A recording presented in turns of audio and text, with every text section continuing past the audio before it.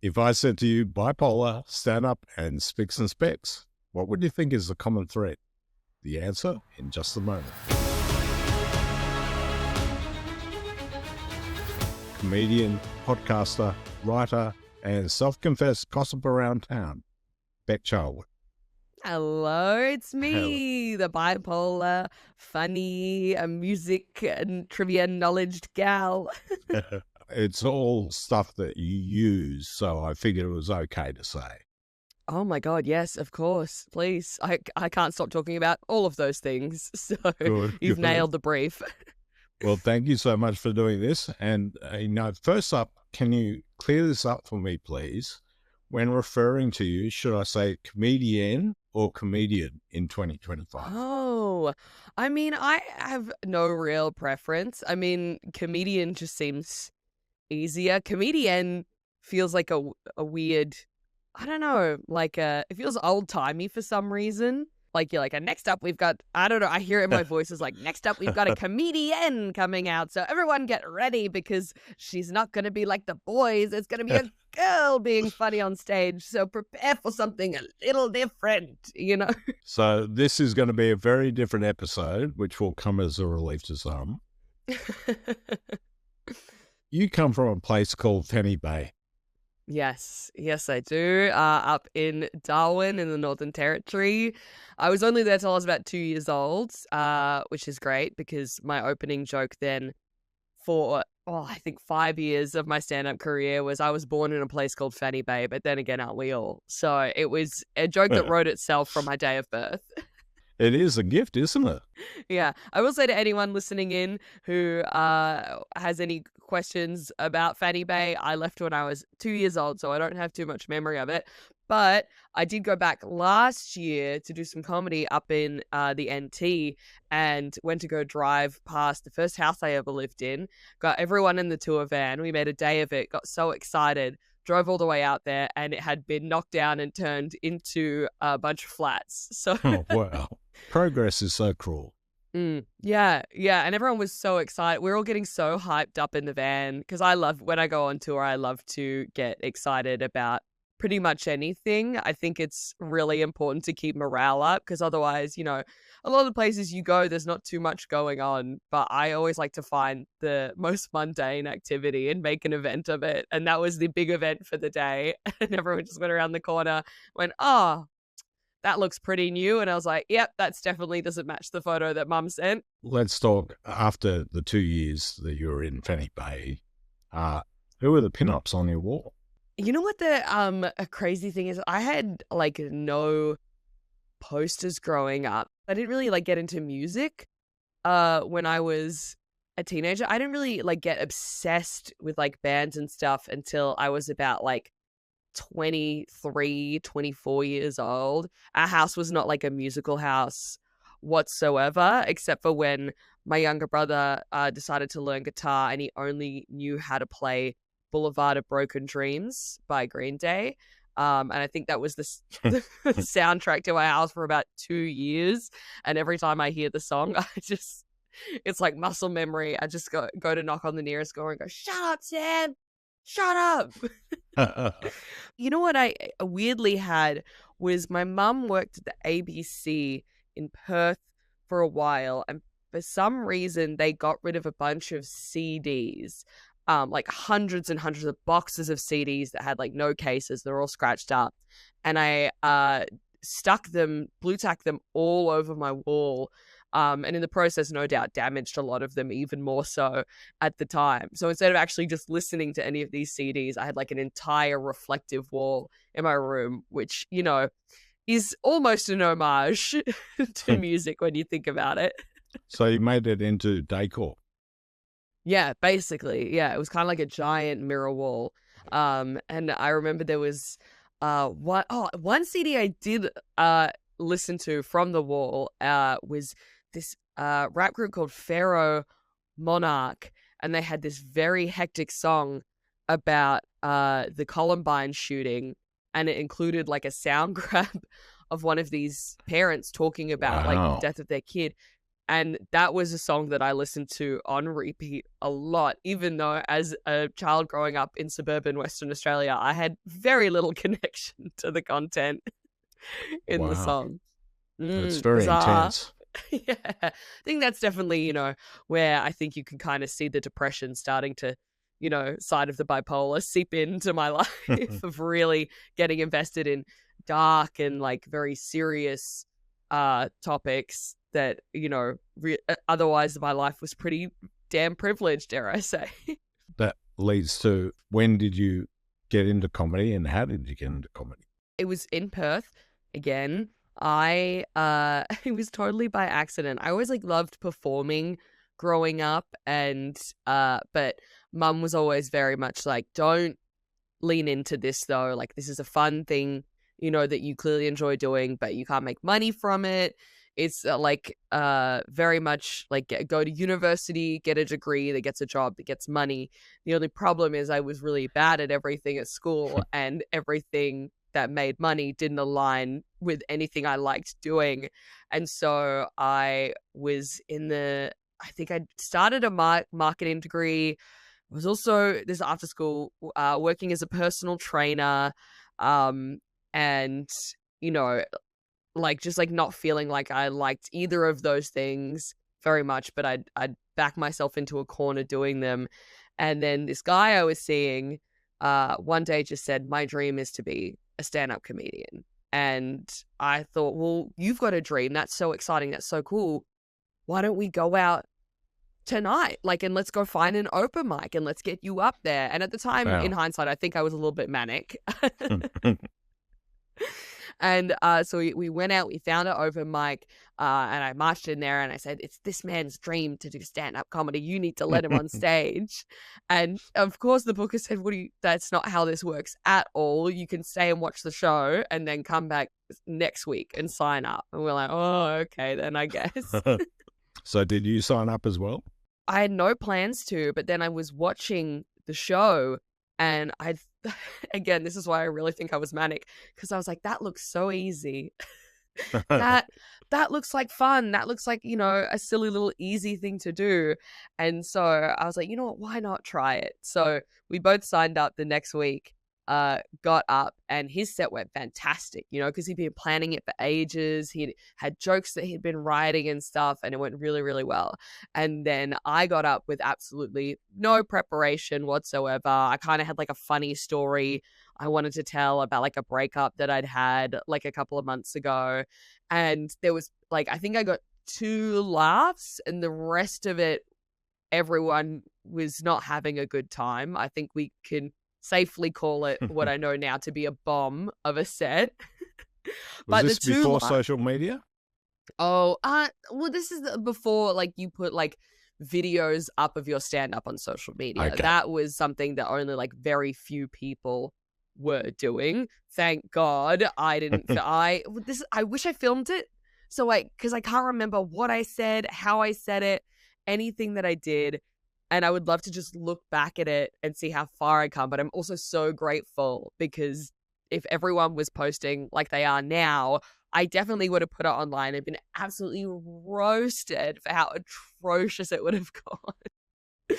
But I walked off stage afterwards and I was like, oh my God, if that's how good a bad set feels, I want to get good at this. I want to know what it's like to do this well. I think that would be the best feeling in the world. And I like locked in, and like it's been my passion ever since. Meanwhile, the guy never did a set ever again. Did one set. It was meant to be. Yeah, ticked it off his list and went, okay, well, that qualifies me as being a comedian. I can chuff off and just live the rest of my life now. So it wasn't easy as you suspected. No, God, no. Was your mum fundamentally right about you'll never make any money and, all that stuff? Well, she's not wrong. Let me say that. It's going well, but she wasn't wrong about the money side of things. I try to explain to people how you make money from it. And as I'm saying it, it makes no sense to me either. And especially to the person I'm trying to explain it to. But for some reason, at the end of the day, when you look at your tax return, you go, oh, wow, I did actually somehow make money from this. But it is so complicated and so much weirder than people think, that I think I'm probably 10 years away from doing this successfully until I have like a solid, clear answer that I can give to people. Okay, well, this is something that definitely no other podcast will cover. What are the avenues to make money from comedy? Oh, I mean, how do you answer this question when people ask you, being in the creative field? Well, it's becoming increasingly difficult in the creative field. And that's why the guy that's used to being behind the camera is in front of the camera at the moment. You've made the bold leap. Yep.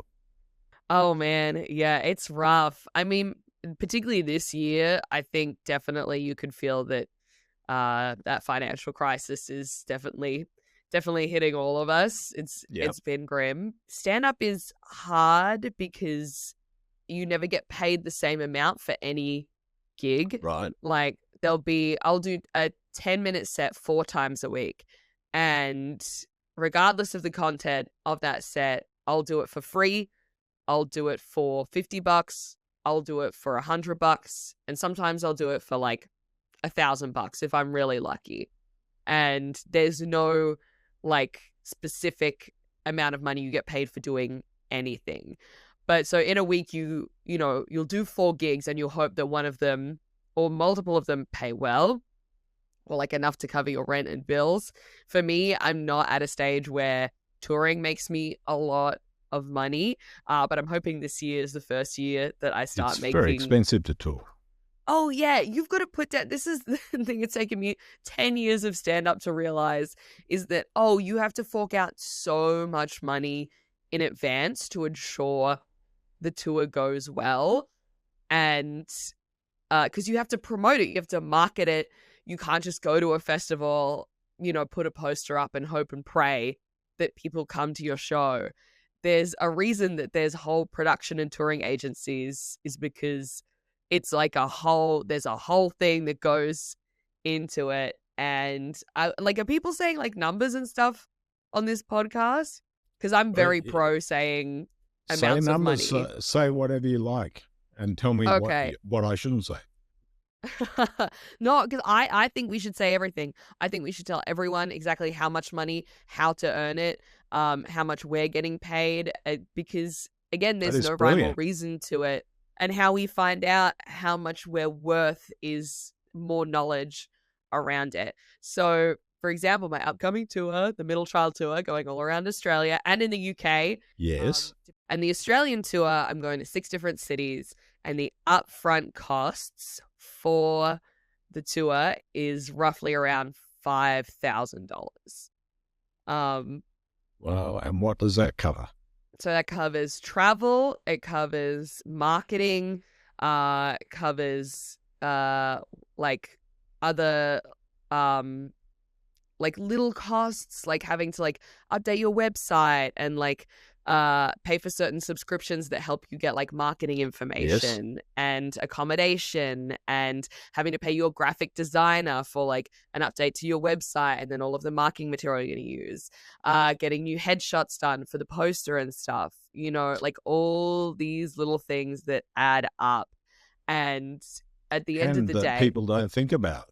Yeah, and you don't realize until you start doing every single step that you all of a sudden are like, oh, wow, it's like before I even start putting pen to paper, I'm going to need that amount of money before I can even imagine making money from it, which is like scary, but if you do it well, it can pay off. It's just such a big, scary investment beforehand. And that's probably before venue costs? Yeah, well, the venue costs, thank God, get taken afterwards. So then most venues charge like 30% of your ticket sales. And if you don't sell, then they have like a flat fee that they take out. And that can be, the venue sizes I'm doing are like roughly around 100 seats. And so that's usually around like the $500 mark. So if you don't sell any tickets, you'll start to like owe people money, which is really, really scary, particularly if you're a new comic and you have no guarantee that you're going to, sell these tickets, or like, Yes. you don't have as big a following and it's just all kind of an unknown. But yeah, 30% from each venue is roughly the standard.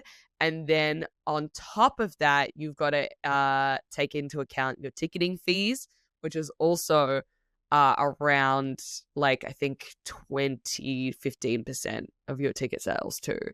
So it's hard. It's hard out there. And then also now at the moment you've got this like double-edged sword of like needing to charge a little bit more than you would like Yes. to sell it, to make your money back, but then also realizing that it's like a lot of people don't have money at the moment. So you're having to get it down to like a fine point where you can sell the tickets because people can afford it, but then you're not totally out of pocket doing the show. It's like it's rough. And it's taken me so long to learn. I wish someone taught a course in it. I think this is why this podcast is so helpful, because these are all just things that have taken me so long to learn and no one really has it like laid out. I think after this, I'm definitely going to make like a PDF document and give it to people and be like, this is everything I've learned. This is everything that it costs, because I just wish I'd found this out sooner. That is so brilliant. And thank you for being so frank. So that's an awful lot of stress on you before you even go and do the show. Yeah, big time, big time. It's a whole other like full-time job that again, you don't get, like, there's no guarantee that you get paid for it. But I think it, in a way, like something that I have learned is I think when I started comedy, I had this idea that it's like, yeah, it's like you just get so lucky that you get to talk for a living. And it's like an easy job where you just get to go and have fun. And the more I look around, the people that are super successful work fucking hard. Like they are waking up and hustling and doing like all of this admin stuff, and are not only generating new material, but like every single big idea and project, it's what they're like spearheading and executive producing on their own. It's not just, doing open mics and making the best, hour that you can make of comedy. It's all this other stuff that you really have to put your back in, and then it does work out in the end. I've never met someone who's super successful and doesn't work their ass off and have things just handed to them. There are massive amounts of admin, like you say.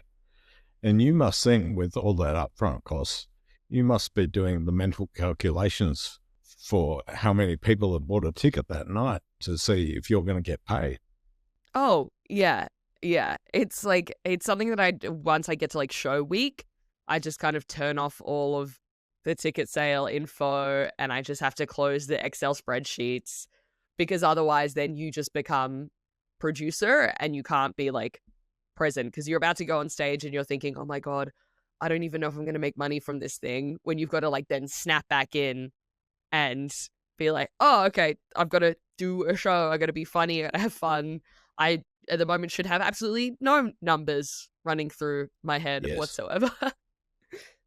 And I've just put you through it. No, it's good. This is a good space to talk about it. This is like, and this is my first, second independent tour. And it's because I've had like management produce in the past, and it's been really good to learn everything that goes into it. And also realizing that it is something that I can do.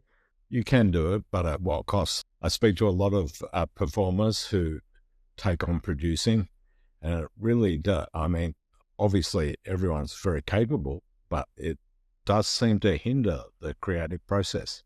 It definitely can. I mean, for me, I really like to be like super busy and have multiple plates going at once. I think that's how I keep myself stimulated. And I love having 3 projects at once is my dream, because then I use all of them to procrastinate against each other. And so It's a way of like tricking myself It's a into good theory. getting things done.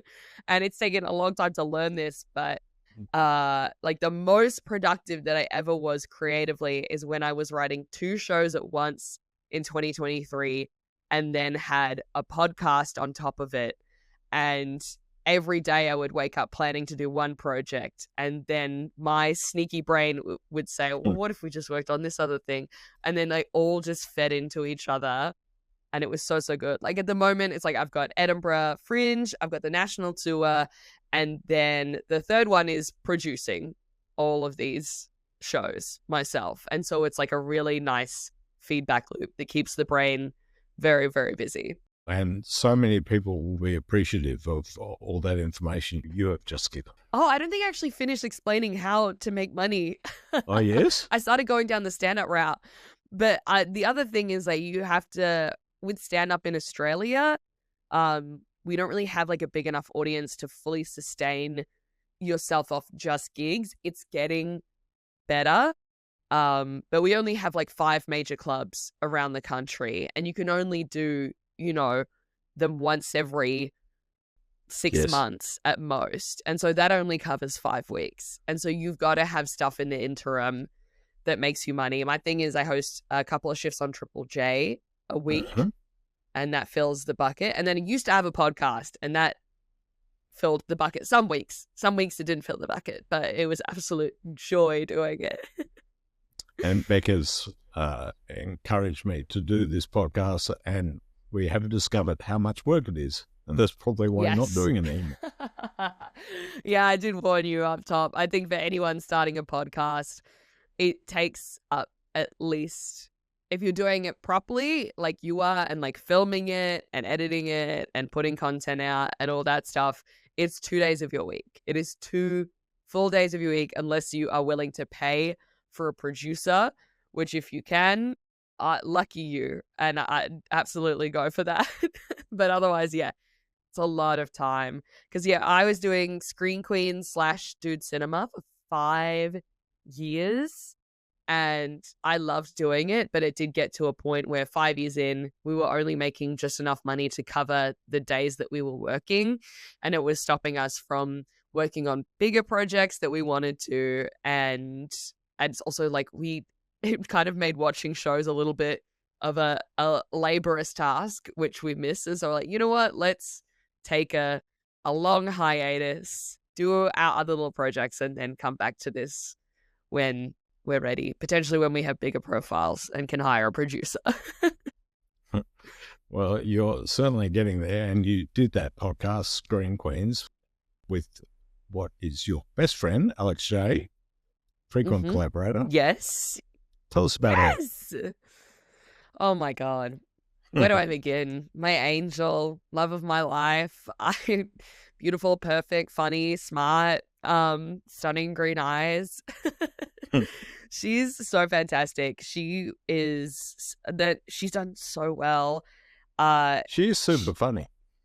Yeah, she's super funny. And she also, her project that she has been working on since, taking a break from the podcast, is she's actually started her own podcast network, Kind Regards Media. It's a female led podcast network, and she's absolutely crushing it. She is definitely always been the type A of the podcast, and I've been the type B of the relationship. And I think that it, not only because we just get on so well, that was a huge part of why our working relationship works so well, is because she was always great at making lists, ticking things off, ensuring everything needed to be done. And then I was the pressure valve release of sometimes being like, yeah, what if we just winged it and was silly for a little bit? And she's just absolutely crushing it. And I just have so much faith in her to make it such a successful venture. It's only been launched like 2 months ago, and they've got such a great roster of talent. They've got like Lauren Dunn from Maths. They've got Clementine Ford, Lizzie Who's on the network as well. They've got like a really sick talent roster. And also, being talent, she knows how to take care of talent as well, which is, I think, a lot of podcast networks don't know how to do, because they come from just a production side of things. Well, let's talk about you. What do you find funny? Oh my God. You know what? Embarrassingly, the first thing that came to my head was Mhm. farts. I find them funny too. I think as I like get older and like relax a bit more into like who I am, I think I find so many people funny, especially when they're not trying to be funny. Like if they're someone who's I would usually find annoying, I just think of them as like a little clown in my life who's putting on a little performance for me and letting that I'm wash right over me. here. For example, like I don't know. You probably have someone in your family, and you don't have to say this is someone in your family who really knows how to push your buttons in Most a way. definitely. I've got lots of buttons to push. Yeah. And that for me, it used to be my mum. My mum used to really set me off. And now I just realize that I'm like, oh, everything she's doing, she's not doing with malice. She's just putting on the best performance that she can. And she's saying these things, and I have a choice to find them funny or get upset by them. And now I just choose to be like, there's no being angry doesn't make any sense. You just have to laugh at it. And also in that she's gotten more comfortable and been less annoying because she's not got her back up and feeling like she's trying to defend herself because I'm not angry at her anymore. I'm trying to master that very unsuccessfully. Look, it took a But lot. It took a lot of therapy. It took being medicated. right, that's where I'm going wrong. So, how do you translate your most personal experiences to your routines? Oh gosh, I think I just um I don't know how to shut up. I don't know how to Hmm. stop talking. I, which, is a double-edged sword. Sometimes it's a blessing, sometimes it's a curse. And thank God I do stand-up comedy because I think it would be nothing but a curse if I didn't do it.